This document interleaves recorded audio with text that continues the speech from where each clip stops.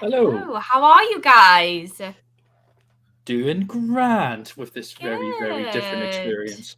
I know, welcome to the live stream, Chris. You're usually our back end guy, but you are on camera today, which is awesome. My official title, back end guy. Take that as you will. Take that as you will. Oh god, we're 1 minute in and it's already kicking off. I know. Easy way to get out of stream is to get the stream cancelled. Anyway, are you guys excited for the Easter break? We have a long weekend ahead of us. Very, very exciting. Should be glorious. Just switching off, not working. Yes. Always good. Yeah. Out of office on. Pretty much. Laptop off. I only found out today that we're like, yesterday I was speaking to clients in Europe and they only get, I think, just Monday off. Quite a few countries in Europe. And in the US, they don't get any days off. It's just standard. They do celebrate Easter, but they don't get days off like us. So benefits of living here in the UK, I guess. Yes. Lovely. The Americans don't do anything for it. Bizarre. That's surprising. Did not know that. I found it strange. They do celebrate it. Like the client I speak to said they have like a big family meal on the weekend, all that kind of stuff. So similar to us, but they just don't get any days off like we do. So. Oh wow! Well, you learn something new every day. Fun facts. Fun facts. That's me done. I'll see you guys. That's Jordan's contribution. Done. Right, who is in the comments? So Luke, hello Luke, welcome in everyone. We've got Jake, Daniel, Booty, Carrie, hello. Civil service have Monty. Oh, lovely. Did not know that. Lots of different facts today, guys. How nice. Lovely. Right, yeah, so our topic today, I'll be doing the teardowns at the end of the stream, as always, but we have our marketing manager, Chris here, who is going to give us some social media tips to help you guys out with any niche content sites or whatever. So we'll just give her another minute or two, get people coming in, and then Chris, down to you. Oh, looking forward to it. Yes, I am too.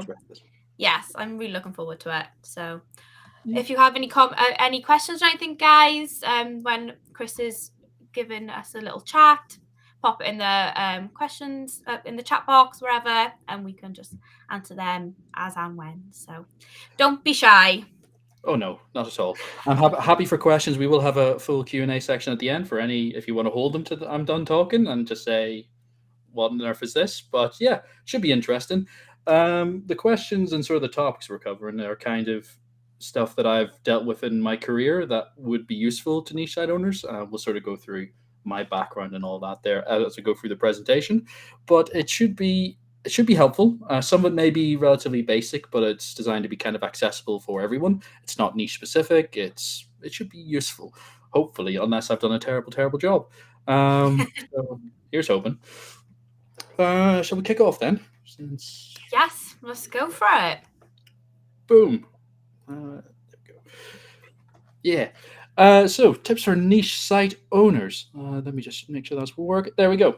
So the first and very obvious question we should probably start off with is why you should be on social media. Obviously, the sort of niche site game is very much based on organic search, ideally saving you time and earning you passive income. And social media, for a lot of people, just comes across as a bit more work on top of it. Plus, when you start to get into it, you realize there's a lot to do, a lot of different platforms, a lot of different just time you got to sink. But there are benefits to it. It does open up the more obvious route is it gets you more traffic, opens up more routes to get traffic, especially if your site is at the stage where you have advertising enabled. You want to get those people in. You don't really care whether they're coming from Google or they're coming from Twitter. Doesn't really matter. You want eyeballs, and that's another way to get it. If you don't have these routes open, nobody can really go there. So it's better to have them and maybe only get a few people than not have them and get nobody. Curse your phone going off in the middle of my conversation. Just toss that to the side. And as we also covered many times in previous streams, Google is continually pushing for more EAT, and social media is a great way to do that because it makes you seem more personal. It gives you more of those personal connections that non-robotic users of the internet actually have. You have a Twitter account, you have a Facebook account, LinkedIn account, Instagram account that has activity, that you're actually a person and not just a well-oiled machine there to generate money, which Google will then prefer and give you more search engine traffic, which again, going back to the previous point, earns you more money. Because it is building EAT with social media, it's also a good way to build legitimacy with the actual people of the internet, not the technical signals, the personal signals. People like a Twitter account where they can actually, this is not just a robot, this is not just very basic, very kind of, not just search engine signals, it's personal signals, which is probably the best way to say it. People will go to sites they trust, and it's kind of hard to trust somebody you don't know. And when they build trust, that helps you build a community, and a community will come back again and again, which again, more traffic for you, more views on your ads, more money. Yay. So all general positives. But why should you listen to anything I say during this presentation? Who am I? You've never met me before. I've been in streams. I've been in the chat box moderating. And I've just kind of been a background figure sometimes. And I also send you the merch if you're a lucky winner. You may have had emails from me in the past. I am, as Lewis mentioned earlier on, the marketing manager for Niche Website Builders. I have 10 years experience in the marketing field with a pretty broad and a kind of eclectic range of industry experience. I've done recruitment, cybersecurity, automotive, IT asset management, which is a very niche IT field, and external board evaluations, which is a very also niche field. That's my agency background. My in-house background, I acted as the lead SEO, marketing lead, and head of media for a UK-based business news website. I was the podcast producer on a very high-level podcast with CEOs, politicians, bigwigs. Currently, I'm obviously marketing manager for Niche, and I have my own niche site project that I'm working on because when I joined, I learned all about this from Mark and Adam, and I just decided, yeah, I'll give it a crack, and it's going okay-ish so far. I'm still learning, I'm still developing, and yeah, I'm currently getting 500 views a month off 10 pieces of content, so I'm doing a lot of optimization work. So I am learning, and I listen to these streams, and I learn from them just like you do. And yeah, what are we going to cover in this? It's not going to be a massive War and Peace presentation. We won't be spending an hour going through every ounce of social media and every kind of platform. It'll be a very shallow dive into it. We're going to talk about how to build audiences on Twitter, when you should post, creating consistent content for social, and tricks for hashtags. The reason for these topics is they're stuff that I've been asked when I've done social media management as an agency, or stuff that in-house ask, how do we get the most out of this? They're the very basic questions, but for niche website owners. Maybe you've never heard of them, maybe you're new to the field, maybe you're not as digitally savvy, or maybe you just want to kind of reinforce your points or reinforce your knowledge. That's kind of where we're going to cover this, and we'll kind of go through why on deeper dives as we go through each slide and that kind of such. You'll see what I mean as we go through. So to start, how to build a Twitter audience. Now, the reason we've gone Twitter and not Facebook, Instagram, and that, Twitter is probably the most easily accessible social media platform. Instagram requires quite a lot of graphics going into it. Facebook is pages and groups and getting people actually to show up. It's a lot more complex, and the less said about LinkedIn groups, the better, because they're kind of useless. So Twitter is probably where you're going to go first of all if you're a new niche site owner and you want to get your social set up.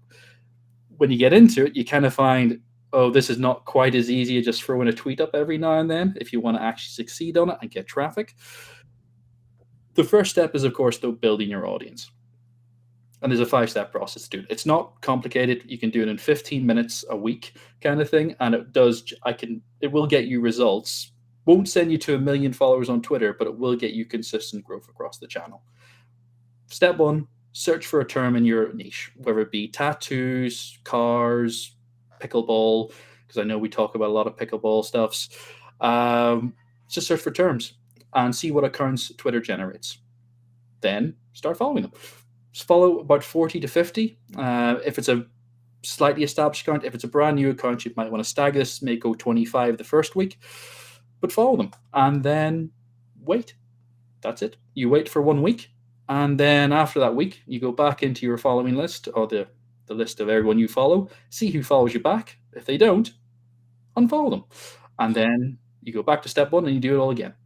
It's a simple follow back system. It is the most generic and easy way to build people, and it works. It's very annoying that it does work. You do get people following you if they're interested, particularly if you have a bit of content there already, which shows what you're all about. But it does actually help you grow. It's not a huge growth, it's a fast growth, but it also brings other benefits. The first is you get to actually learn more about your niche on Twitter as well. You get to see who's talking about your subject. You get to learn a bit more and actually be in it. If you're in the niche because you think it might be a good earner and you don't necessarily know all about it, suddenly you'll be more familiar with terminology, people, faces, names you can actually reference in your articles if you're writing your content yourself, of course. There is another technical benefit that doesn't really get talked about, but something that you may actually be familiar with if you're already a niche site owner. If you have a niche site, you want to build topical relevance through backlinks, through the content you're doing, through content silos and that kind of such. Social media has its own topical relevance kind of system, which is what it uses to recommend. If you've ever been on social, which I'm sure you have, it'll say, these are accounts that you should possibly follow. How they generate those is based on topical relevance, based on what you like. It'll think, well, these accounts talk about that, and therefore you should probably follow them. By doing this system and following people only within your niche in step one, you build topical relevance in your followers and your content, which then means you're more likely to be suggested through the various means that Twitter and some other social platforms have to suggest you, which helps grow your audience, get you more traffic, get you more people, roll, which means more money for you. So there is a system at work in social media for topical relevance that familiarity. So there is a transfer of skills and knowledge that you can apply. It can bring benefits. It can help build your brand, and it can do all those lovely marketing things that you've probably heard a lot of buzzwords about in the past, but there is a tangible benefit to it. But once you've built that audience, you're probably going to start thinking about content, or you already are. Maybe you're already posting. A question I have had far too many times in the past is, when should I post? It's a very odd question when you think about it, because social is so constant. But if you're approaching this from a kind of business, I want to earn money from this, you want to optimize, you want to have that kind of, how should I target this kind of stuff? Reality is there is no perfect time. And if anyone tells you there is, they're a liar. There is so many audiences all around the world, so many different routines and that kind of such. Having a perfect time for your audience probably doesn't exist. There is, however, an ideal time. And there is a sort of a little psychological tricks that social media managers have learned over the years, and I'm going to share them with you completely for free. Isn't it great? The first is to schedule your posts either at 25 past the hour or 55 to the hour, 55 minutes past the hour kind of thing. The reason before this is meetings during the day usually ever last 30 minutes or an hour, or booked in for 30 minutes an hour, but they rarely last that long. So if you're in a 30-minute meeting and it goes 20, 25 minutes, you've kind of got that bit of a downtime between, maybe you've got another meeting coming up, and maybe it's time for your lunch. So what are you going to do? You're probably going to whip out your phone and go on a social media network, whichever one you prefer to use, however your habits go. Having your post go out at that time means you're more likely to get that person who's just logging on straight away, particularly if they've engaged with you in the past. Because as social media is becoming more personalized, if you have someone who's engaged with you in the past, they are more likely to see your posts when they log on first. So having it go fresh at that point means more likely to be seen, more likely to be engaged with. It's one of those very little tricks. It makes a lot of sense when you think about it, but nobody really talks about it. Like they sort of say, have a routine, have a schedule, which is the next point I'm going to make. But when you actually post, there are tricks to that. You you can do it different ways. You don't want to kind of go 8:55, 9:55, 10. That's just kind of taking the piss a little bit, if you don't mind the language.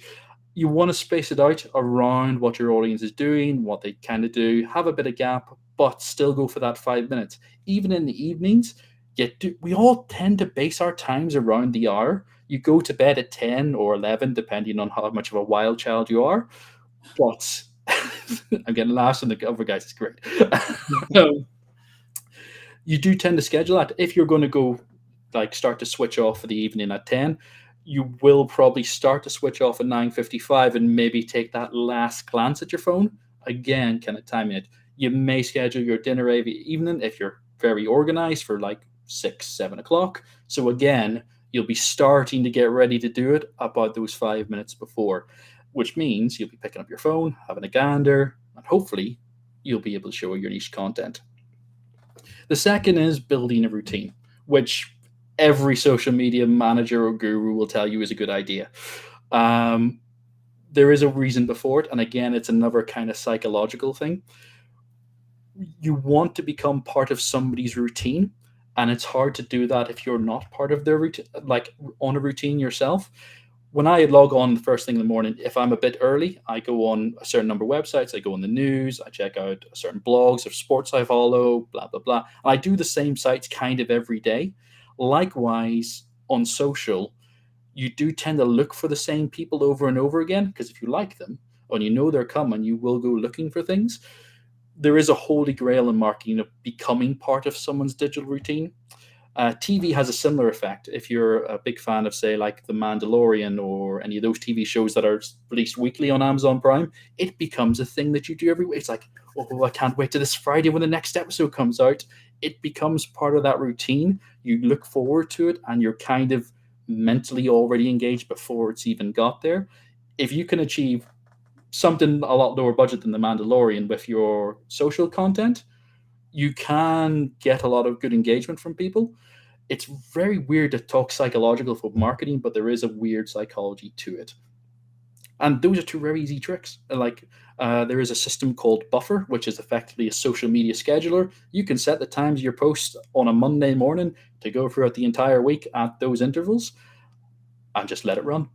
And it will have that nice routine built in, depending on how many posts you're having up, and just hopefully reap the benefits. You do need interesting content, of course, which is where we're going next. It's all organized, folks. It's all planned in this. Oh, isn't it glorious? The segues are just so buttery smooth. There is a question that, as a niche site owner, you're probably asking is, you have X amount of content. Social media requires a lot of content in itself, more than the content you have. How do you promote the same piece of content without repeating yourself? This is a challenge that a lot of marketers have as well. The bad ones are crap at it. Good ones can figure out the tricks to do this. To promote the same piece of content again and again and again, but not make it boring. There is an answer, which I'm going to give you again, and it utilizes a rule of 3. Very ominous sounding thing, but it's all pleasant, trust me. So, as an example, let's say you are a new site owner. You've got 10 pieces of content. You've just started. Maybe you have a content subscription with Niche Website Builders and just had your first batch. You've got your first 10 pieces of content, but you want to get onto Twitter. You want to get your social going. The rule of 3 says you should be able to create from any piece of content 3 posts. The first should be the title straight up. I've got an example here, 20 best sword tattoos. I went very strange and niche with this. The second post should be a question that your article answers. What meaning do sword tattoos have? Something that will be like a header in your article, the H2 tags, H3, depending on how detailed your article is. And the third post should be one that hypes it up or engages with the audiences. Are you looking for inspiration for sword tattoos? Oh, come on in. It is that kind of conversational talking to the cell, as Jordan might put it, to speak to people within that niche to get them interested. These 3 points act as a secondary QA, because if the first post, you look at that 20 best sword tattoos and go, Checkers, oh, that's a boring title, isn't it? You go back and you maybe change the title, make it a bit more exciting because it'll look good on Twitter. Keep your keywords in, though. Let's be sensible here. The second one, if you can't think of a single question that your article answers, is it a good article? Maybe you need to go back and review that article. And the third one is, if you can't really think of a way to talk to somebody who'd be interested in this topic about this article, it may not be a good article. It's a very simple, basic, like create 3 posts from a piece of content. Sounds simple, but there's so much benefit you can get from it. And then you get the ad, and then you get content. It's great. Add on that, sign up for Canva, the free version. Create some really basic, depending on how good your graphic design skill is. Mine's awful. I have a graphic designer to help me with stuff. Slap together something nice to go along with a post. With 10 pieces of content, 3 posts using this system, you got 30 pieces of content, and that's effectively a month's worth of content from 10 pieces for a single channel. Now, the obvious thing is you can scale this up. If you have a more detailed article that answers, particularly on the second point or the third, mainly the second, if your article answers a lot of questions or has a number of points you can say, Google cares about this or people will care about this answer, you can scale this up. So the single piece of content could create 5 social posts, could create 10 social posts if it's really like a chunky boy article. And then you can, I've lost my place in my mind. Wow, that was amazing. I went blank on stream. Oh no, I've got it in front of me and I still went blank. The ideal that marketers look for when we're doing this kind of thing is to create a much larger bank of content, with the hope being, particularly with evergreen content, which you kind of want on this niche content site, that you can go back and promote this article months down the line because you have so much content from the site that your posts months down the line, your first article is still running through its first batch of social posts. That's great because there's so much going on. You can just post, constantly have more traffic coming back in, both boosting old content, highlighting new content. So that's kind of what the ideal is. It's a very simple and easy way to create consistent content. If you have, say, a content subscription with Niche and you're getting like 10 articles a month, do that process combined with that other the audience building. You'll spend maybe, I want to say, 3 hours a month, and you will have so much social content, and that's all you'll need to do. Depending on how good your Canva skills are. Sometimes it can maybe take a bit longer just because graphics are hard. At least I find so. But yes, you've got the main body of your content. Now, these are the things that throw everyone for a massive loop whenever they get to them, and they are hashtags. They are this weird system that only exists in social media. We're all familiar with them. We see them on TV shows, advertising things or highlighting things or other marketing campaigns. But how can you use hashtags, and is there a good way to do it, gamify it, or anything like that there? Remember way back at the start of this presentation, I talked about building topical relevance through your audience. Hashtags are another way to build topical relevance through your content. If you've ever searched on Instagram, just type in tattoos, they will probably bring up a load of hashtags rather than actual terms. Likewise with Twitter, less so with Facebook and LinkedIn, just because they're very different beasts, but they do still utilize hashtags. You can build topical relevance based on this. As a little hint, just to interject here, recently Instagram have said they don't want you using any more than 3 hashtags. And this is kind of a rule I've always stuck with all social media. Like what you've probably maybe come across this in keyword stuffing, you shouldn't stuff all the keywords into the article. It makes it crap. Likewise, you shouldn't stuff with hashtags. It makes it crap. It's a general good rule. Don't stuff anything. Too much of a good thing is bad. You know how it goes. But we do have another rule of 3 to make hashtags work. This is the system I use, so if you ever see a post like this, maybe I wrote it, I don't know. Broad topic, specific topic, you need tag. I realize I'm mirrored, so I'm trying to figure out which way my hand's actually meant to go for this to make sense. The broad topic, in this example, I've used tattoos. The specific topic, sword tattoos, and the unique tag, Jordan's tattoos, because I knew he'd be here. What this does is highlight to various different people. Say, for example, someone just searches tattoos. They're just generally interested in tattoos, or they interact with a lot of posts that say just hashtag tattoos. This categorizes your post in the right kind of region. The second one is for the people looking for something in particular. They're looking for sword tattoos. They're looking for green lawnmowers. They're looking for that thing, which helps kind of put your post on a shelf in the library. Section of the library, shelf of the library. Then your unique one is just for your book. It's you. They're looking for you. There's a second secret little sneaky little technique this does. Anyone who interacts with a post saying this, tattoos, sword tattoos, Jordan's tattoos, it tells the social media that they're interested in things tagged, hashtag Jordan's tattoos. The only person who's probably going to use Jordan's tattoos is Jordan. Or Jordan's competitor's Lowest Tattoos is not going to promote anything with Jordan's tattoos. That would be silly. Why would he do that?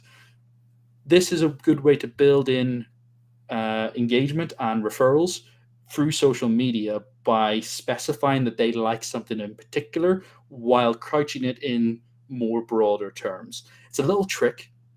It's kind of effective. It does rely on you having engagement. If they don't engage, it's harder to build. But once they start doing that, and if you maintain this consistent unique tag throughout all of your posts, the first two can change all you want, but the third one has to stay consistent. It means people will continually be brought back to your posts because they have a history of liking your things. So it's completely white hat, but it's a nice little technical trick that you can pull on social media to make them love you more. Yeah. And that is that. Thank God I got through that. So we've got a fair few people in chat. Any questions? Any complaints? Any swear words at me? Go for it. Chuck them at me. If no questions are here yet, we'll give people some time. But I definitely have a few, just because. Go for it. I could probably pick your brains on these off stream because we work together, but yeah, but we want to share the knowledge. And these are definitely things that I've kind of come across, like in previous careers with niche sites as well. And so the first one is, I know that you kind of say Twitter is the one to kind of go down for a niche site owner because it's the easiest. You haven't got to create, sort of content. But would you say, when you've got like a more visual niche, so Instagram or food? That was the question. Yeah. For the sake of the presentation, I did try to keep things niche agnostic kind of thing. I didn't want to go down, you definitely got to go this way. Twitter kind of works for everyone. If you're in home decor, if you're in something, even recipes and that kind of such, where, especially if you're making the food yourself, you got that more visual, you definitely want to go to Instagram. You do want to tailor a social media strategy depending on what you're doing. If you're in more, my money and health and that kind of stuff, actually you might want to go Facebook more because it's kind of more personal. If it's more visual, you go Instagram. We get more questions, but you generally got to use it's generally a bit of common sense. It's not like if it is visual, go visual. Pinterest as well, obviously an Instagram Pinterest kind of combo for the more visual kind of stuff. Fashion's a big one for that, especially. You want to use those more. If it's more generic kind of stuff, I'm not saying generic, a bit more broad or kind of hard to nail down pictures, Twitter's probably going to be your best friend. Just for everyone can use Twitter. I do see we're getting a few more questions though, which is great. People are actually listening to me. I know. So we have Lindsay. What's your favorite social media to use, Chris? Mine personally is Reddit. Reddit's a bit more intimidating for a lot of people just because of the way it's laid out. They are making it a bit more usable kind of thing and a bit more visual. But I use Reddit, like I've used it for my own site. There are, for niche site content, this is a very sneaky little trick to get more generic backlinks. There are a bunch of scraper sites for certain Reddit communities.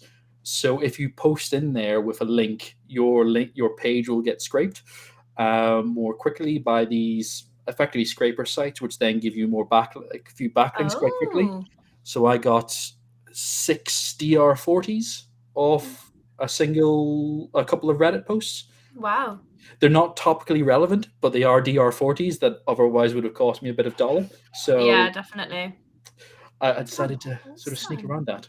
So yes, that would be my favorite. Nice. Perfect. And we also have a question from Alistair. Any tips on timing for posts? This what you mentioned earlier has blown This is my what mind. I didn't mention this earlier, Alistair. Maybe you missed this on. Maybe you showed up a bit later, but no worries. Generally, time it for 25 minutes past or 5 minutes to the hour, because you catch people when they're probably going to be looking at your phones. It even applies into the evening, but then you also want to build a routine. So if you're going to post at 8:55, post 8:55 every day, ideally. And then if you go to 2 pieces, then go say 16:55, 4:55 in the afternoon, just before people switch off from work and they're totally working hard up to the last minute. Again, catch them in those 5 minutes where they're likely to be looking at their phones, because that's just the behavior of people today, kind of thing. Yeah, but I would recommend going back in time and watching it earlier on, because I talked about this in a bit more detail. Yeah, but as soon as you said it, I was like, oh, that actually makes so much sense, because I literally I'm pretty sure I check my phone literally at like those times of the day always, because I do my routine is by hour. Yeah. Like, so that's crazy. We organize. It's a global thing. We have organized our days by the hour. It's weird that marketers look at people this way. Trust me, this is a really weird thing. It's like, this is where I get them. Yeah, but there is that just behaviors we have to try and catch you. It's why TV show adverts, they'll tend to run the same TV show if they're targeting a specific, for example, Formula One back in the day. You used to get a lot of the prestige brands when they were very focused on that kind of thing, because they knew going in and out of the race, the audience was going to be your 60 plus guy with a lot of money kind of thing. Yeah. Likewise, if you're a viewer of soap operas, like in the UK, Corrie or EastEnders, they tend to have the same ads and you will get really sick of the ads, but you know what ads are going to be coming during it, and it's probably targeted at you or somebody who would definitely be watching EastEnders. So there is that psychology, and it's how we kind of do things. It's like when I'm a Celebrity had the Iceland program, the Iceland adverts, and that sticks in my head. They'll stick in my head forever. But someone's done market research which says the ideal Iceland shopper will watch I'm a Celebrity, Get Me Out of Here. Crazy. That's a weird thing to get to. I love that. There is these weird niches and interests, and that's what there's a lot of very scary social tools out there that just look at what you like. And it's like, oh no. Crazy. I love that. Right, we have another one from Lindsay as well. Any words you would stay away from?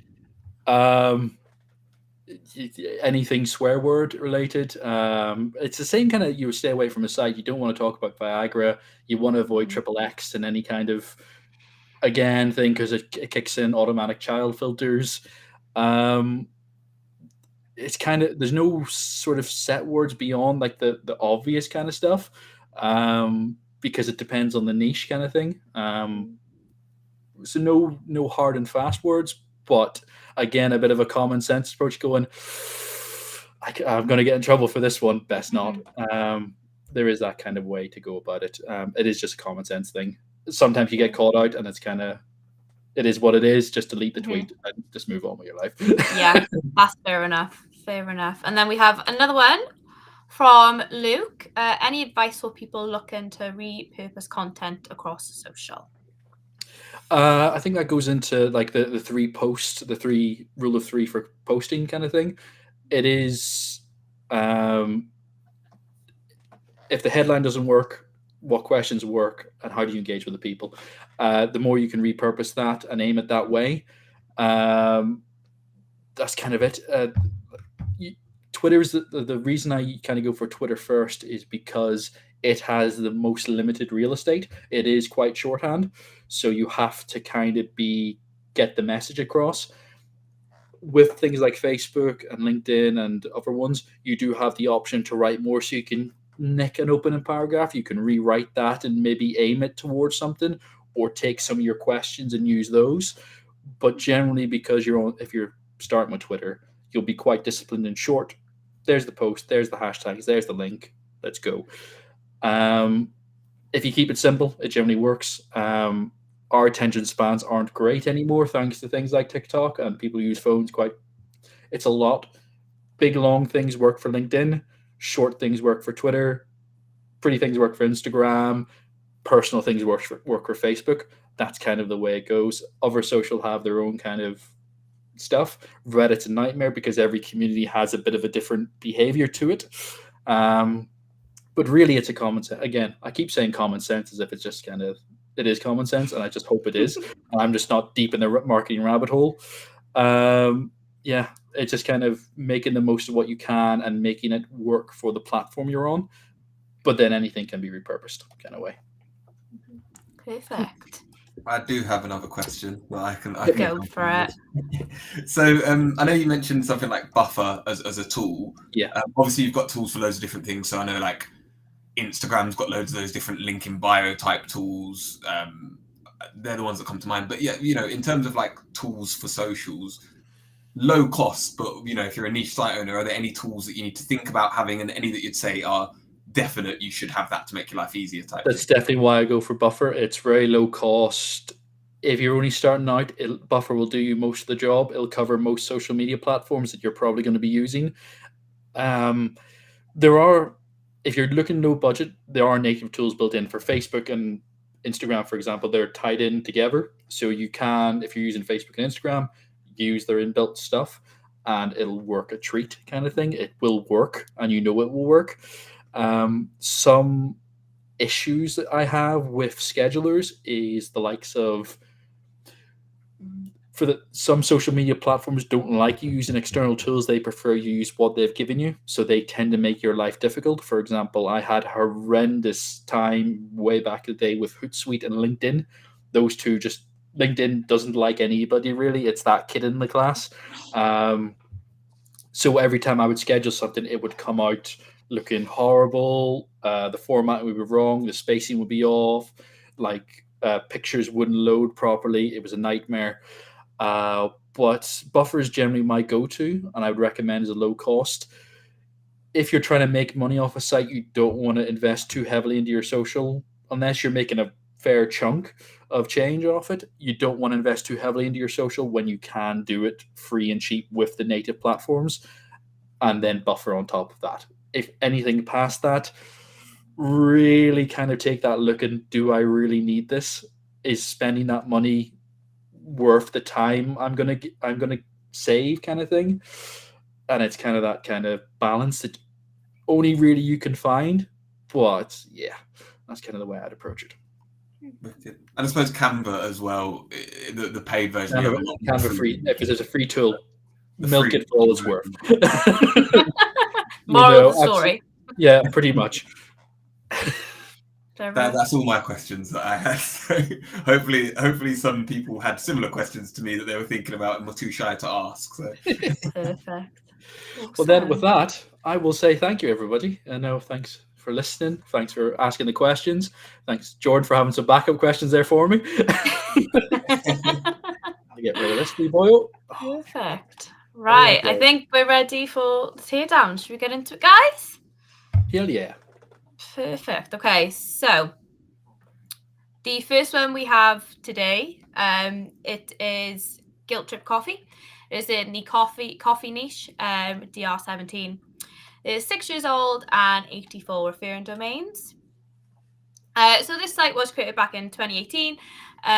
This was to actually advertise the physical shop, Guilt Free Coffee, which were in Northern Ireland and England. And they also offered, yes, Chris, wait. And they also offered, a variety of coffee, obviously, the name, donuts, merch, all different types of stuff. So this is what it looked like when the site was live, and the shop was active and things. So as you could see, loved their donuts. You could pre-order all different types of things. Had all their coffees and stuff on there. So yeah, it was just really to advertise their physical shops. So the backlink profiles, it has 84 of them. 61 of which are do follow, which is really great to be starting with. And we have inews.co.uk, DR85, discovernortherireland.com, DR75, canopyandstars.co.uk, DR67, and europeancoffeetrip.com, DR57. So starting with some really good authoritative backlinks for the Sage domain. And then we have the anchor text profile. Again, as you can see, all pretty much branded Giltrip Coffee everywhere. A little bit of their merch on here as well, the Stay Hungry tea. But again, we're just looking for branded anchor text, stuff that will look really natural within the content of the site. And obviously, as it was advertising their physical space, all of the branded anchor text makes sense here. And then we have our best by links as well. Again, as you can see, the majority of the referring domains are referring to the homepage. That's exactly what we like to see. Nothing peculiar or anything like that, linking to any strange pages or whatever. Really natural best by links and stuff. And we won't really look at redirecting or recreating any other pages for this. And we would just be looking at the homepage, which is awesome. So our strategy for this age domain, as I mentioned, is in the coffee niche. So we'll start pretty broad: types of coffee recipes, how-to guides, how to keep your coffee fresh, how to make the perfect cup of coffee. I think everyone is on the lookout for that. How to brew iced coffee, how to make different types of coffee, loads of different things for how-to guides, types of coffee beans. Then we'll go into best coffee makers, grinders, all different types of equipment, products and stuff that you could be using to make your own coffee at home. Cleaning and care guides then for your coffee equipment that you do have at home. And then some coffee FAQs, why does froth milk collapse? Does coffee lose caffeine over time? What is French toast coffee? Difference between coffee beans? All that type of informational stuff. So really strong strategy for the Sage domain. And then we have our competitors. So our first competitor is mymorningespresso.com. DR12, 16.8k of monthly organic traffic, 199 pages. Again, a quite small site, but really great for looking into tomb raiding. It has 199 pages. That's something that we'll be doing, and beyond, we'll be creating a lot of pages within the Sage domain. And as this is a lower DR than us, we can definitely look at the type of content they're doing and use it on our sites as well. So our second one, we have homegrams.com. This is a much larger competitor. DR72 has over 400k worth of monthly organic traffic, over 2,000 pages of content, and it is exactly a great example of the type of success that you can achieve within this niche. Exactly the type of content that we're going to be looking at within our strategy and within our age domain. So really great opportunity within this niche. So what makes these competitors stand out? So they, on their sites, if you really look into them, they use their own imagery. It's really clear that they don't have any stock images or anything like that. They have a lot of product reviews and stuff, which is really important within this niche, especially because there is so many different products and equipment and stuff that you can really get at home. And really look into how to care for it, how to make different types of coffee, all that type of stuff. Featured articles. So our top competitors appeared in Caffeine Informer, Extracted, Bustle, and loads of other sites as well. So really gets their traffic going, gets that that viewing up and all things like that. And then we have social media accounts linked to the sites. Again, all we do is talk about it on here. It's really important, really helps within your site as well. So having those social media accounts and stuff linked on your site is really important. Again, frequent content being uploaded weekly. Again, really, really important to stay on trend, really stay on Google. And then you have your subscription opportunities, your newsletters, your emails, all different stuff like that. So you can keep up to date with what is going on the site. And they have completely and utterly saturated their silos. So they've really, really gone into different topics and squeezed every bit of information they can out of it. So that's really, really important as well to get, the authority and the experience within the niche. And then the revenue and growth within the coffee niche. So the end goal really is to not rely on Google. You really want to diversify your income with your display ads, affiliate programs. They're pretty much always going to be there. Then you've got your newsletters, your own courses, your own products, all that type of stuff. And you can definitely get this within the coffee niche as well as diversifying your traffic on Google, your socials, like I said, newsletters, email subscriptions, that type of stuff. EAT optimization, as I mentioned earlier, we getting all your socials linked, making sure you are completely and utterly saturating the different types of topics and stuff you're talking about, adding that frequent content, and link building can also definitely help gain that DR rating, so you're a bit higher on that as well. So we have our second domain today, completely different niche. So this is in the fitness niche. This site is called Mountain Strength. It has a DR18 and 110 referring domains, 23 years old. So this was actually a physical gym. Again, in England, they really focused on their CrossFit group exercises, offered a variety of different programs, personal training, endurance running plans, all really while encouraging their members to live a happy and balanced life.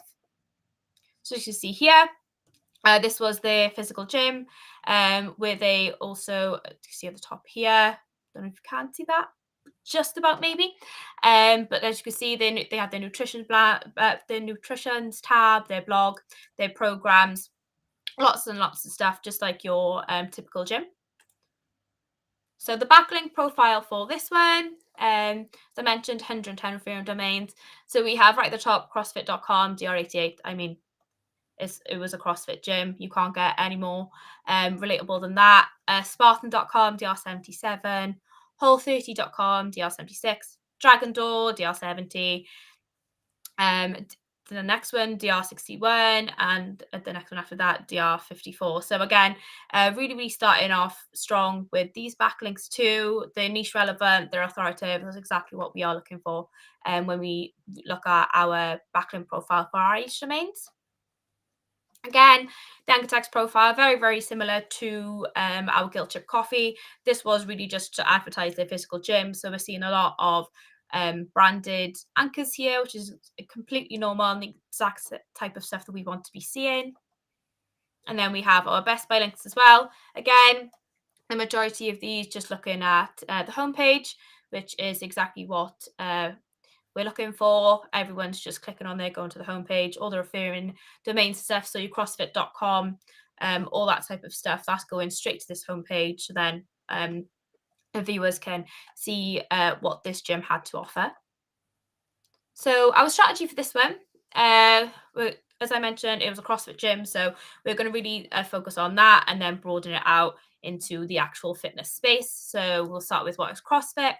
And then we'll go into different training programs. So how to train different parts of your body, how to train for a CrossFit competition, how to train for 10K, a half marathon, a marathon, bodybuilding comps for men and women, exercises, how to perform the perfect exercise for, and then, all the different stuff, a back squat, front squat, all that fun stuff. Your stretches, why stretches is important, how to stretch different body parts, and then your nutrition guides, because then how to create a balanced diet, how to incorporate more protein in your diet, all that type of stuff. So really informative content that we will be looking at. So competitors for this one, getgym.com.au. DR8, a tiny site, 67K of organic traffic, but it has 455 pages. Again, really great Tomb Raiding opportunity. The exact same type of content that we would be looking into as well. And then we have the big one, bodybuilding.com. So DR83, 1.8 million of organic traffic per month. That's insane. Over 74,000 pages. Again, incredible example of the type of success and growth that is available within the fitness niche. So what makes these competitors stand out? So they use their own fitness and nutrition programs. They have their own project reviews.